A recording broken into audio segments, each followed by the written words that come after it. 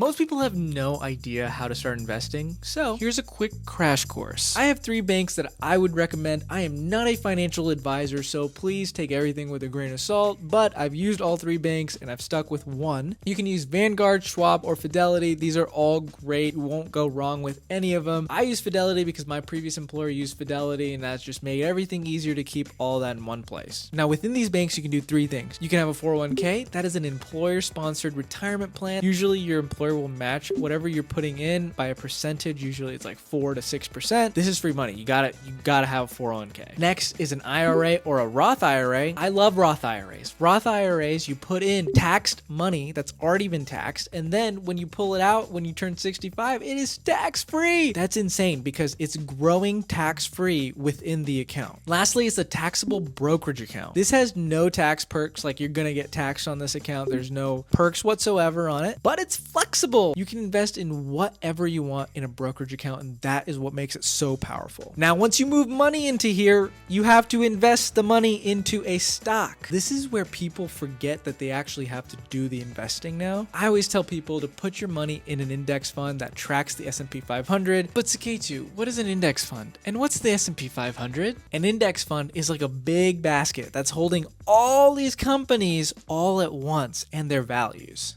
So when you specifically talk about the S&P 500, it's talking about the top 500 companies, and this big bucket is holding a little bit of each of those 500 top performing companies. So when you invest in it, you get to have a little chunk of all 500 companies. On average, over 30, 50 years, it returns 10%. That's amazing. I personally love VOO or FXAIX. The number one most important thing is to invest regularly. Have a schedule. Invest $50 a month. Start with that and then go up to $500 a month, and then you can do $1,000 a month. This is going to build the consistency. If you're investing every single month, you don't have to worry about timing the market ever. You're just investing. It doesn't matter if it's low, it doesn't matter if it's high. As long as you're consistent with investing, compound interest will take care of you. When you're in your app, you pick your stock, click buy, and then you put in the amount of shares you want. Don't put anything crazy, because if you put 50 and it's like something more expensive, it might be like 30 grand. So put a low number, or you can change shares to dollars, and that makes it easy too. Let me know if this helps you or if you have any questions down below.